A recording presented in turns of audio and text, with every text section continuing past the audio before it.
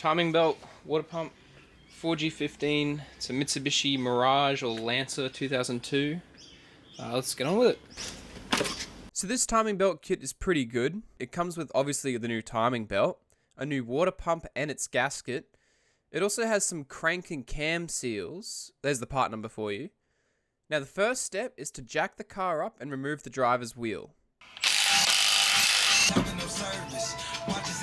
Now we remove the splash guard covering the crank.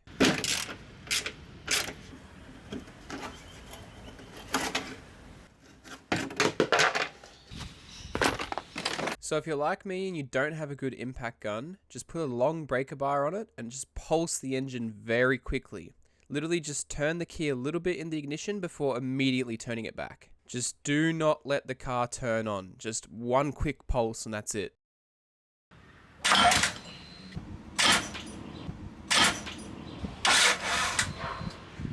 With the crank bolt now loosened, we can get onto the timing covers. And firstly, we need to disconnect the battery before we take off the ground wire on the upper timing cover.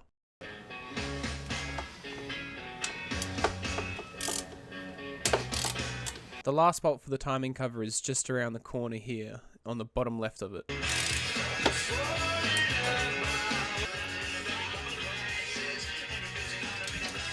Now we remove the power steering reservoir and all the other stuff on the left side.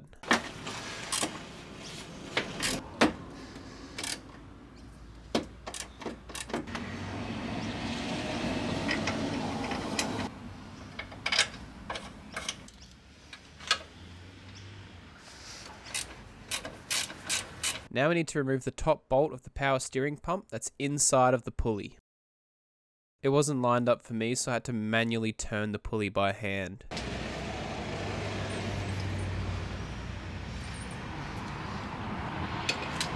And eventually, once you get the bolt on the front done, you come around and do the one on the back.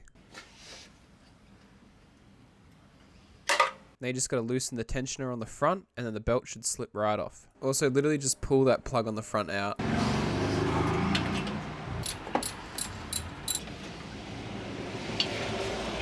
Now we take everything off on the left side of the engine in order to access the left engine mount.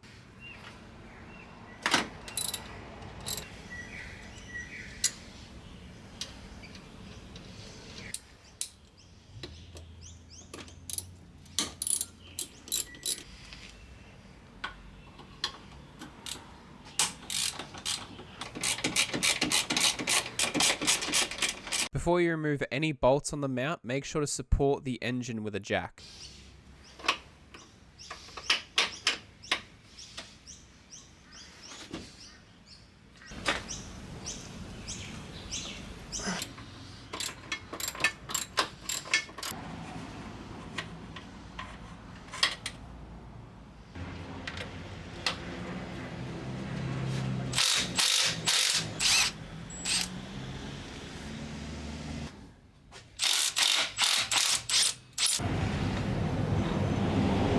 Now we can remove the engine mount bolt and the whole engine mount.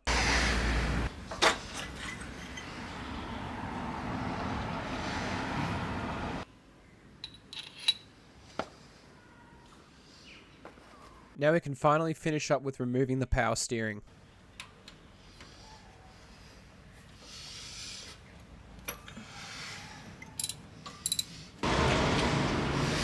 I unfortunately forgot to take off this bracket, so I just had to impact it off, and now the power steering's out of the way.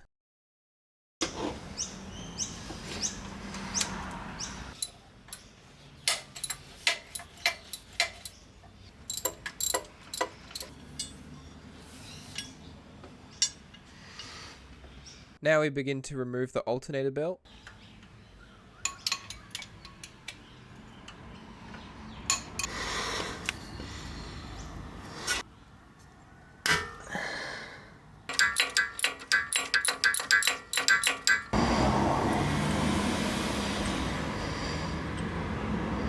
With that bolt removed, you should be able to move the alternator now a little bit in order to slip the belt off. Now we head on down to the crank pulley, take it off, and remove the lower timing cover.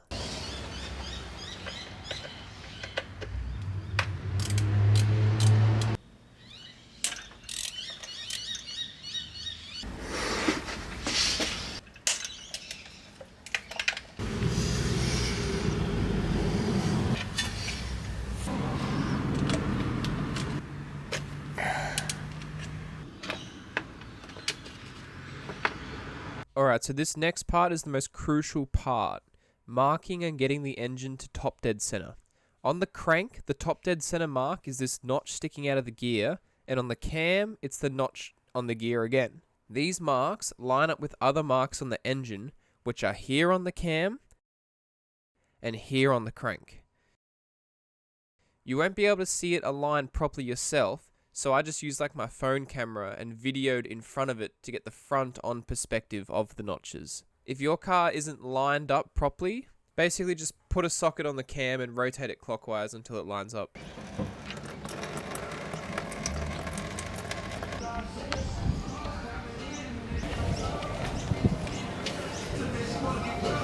I didn't get it on video, but you should be able to slip the timing belt off now just by pushing on the tensioner and pulling the belt sideways.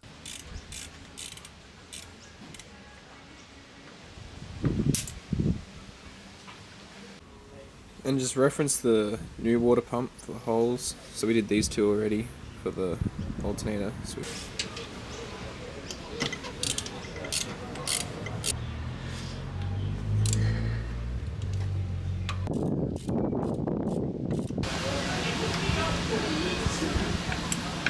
Make sure to have a bucket ready.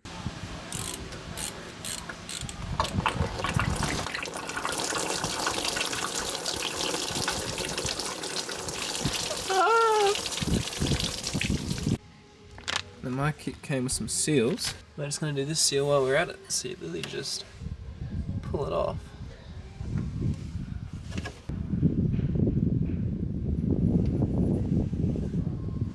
And there is the seal. Alright, so because I don't have any special tools or drill bits or just anything, all I have is screwdrivers. I basically decided to start prying and prying and prying at the seal. It took me about an hour because I kept using really big screwdrivers, and then I found a very, very, very small flathead that fit in, and it worked perfectly instantly. You will totally destroy the seal in the process, but at least it's out and you can put the new one in. And it didn't cost me anything. Now to put the seal back in, get a big 32mm socket and lightly tap it in evenly all over so it seats correctly. Now just to be sure I didn't rotate the cam, I got a camshaft holding tool and impacted the sprocket off.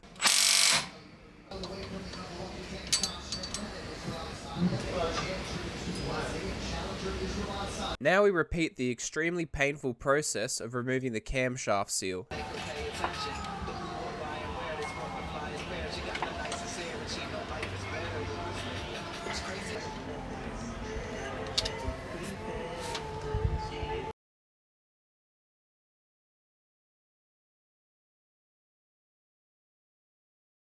And with the last seal out, now we just reinstall everything in reverse order, starting with the cam seal and then the water pump.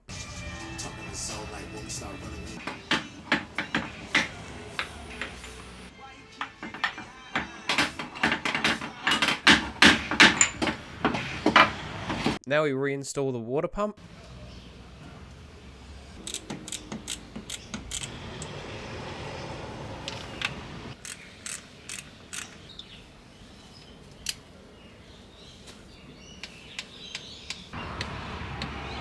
Now I reinstall the cam sprocket and use the cam holder tool to tighten the bolt down.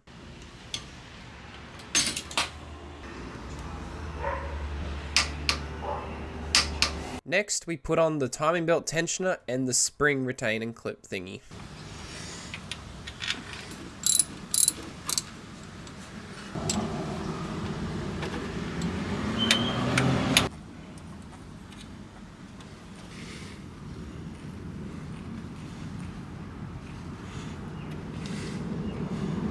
Now you want to pry the bolt into the left position before tightening it down.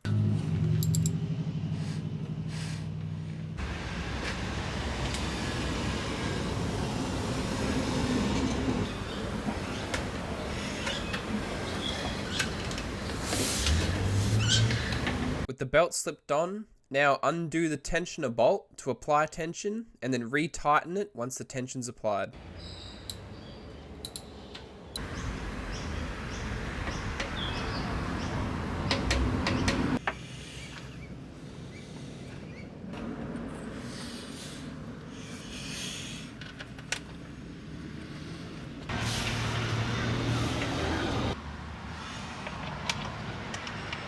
Now when reinstalling the water pump pulley, I basically just held the pulley with my hand and tightened the bolt as much as I could before I couldn't hold it anymore. I'm sure there's a better way to do it, but I don't know.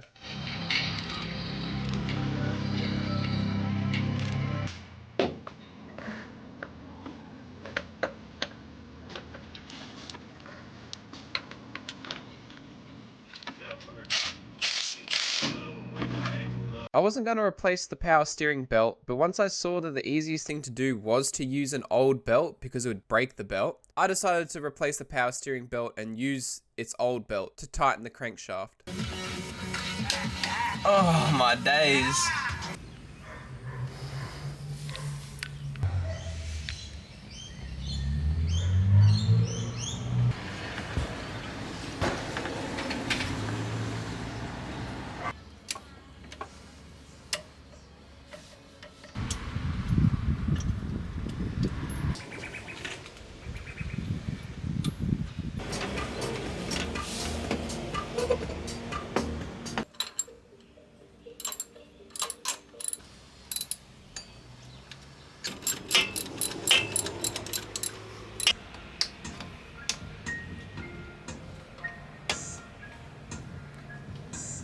So apparently the old-fashioned way of telling whether a belt's too tight or not is to just tighten the adjuster, and then when you rotate the belt, if you can get it to rotate perfectly vertically at the longest point, that's perfect. If it doesn't rotate enough, it's too tight. If it rotates too far, it's too loose.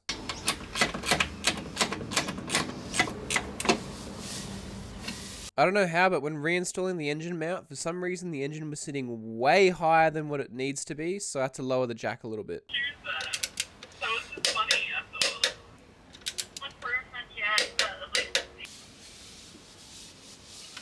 Oh, my days. Hey!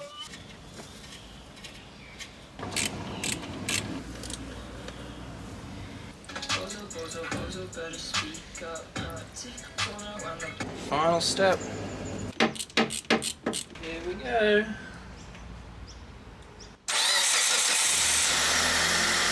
Oh my days! She's working! Oh my lord! Holy fuck!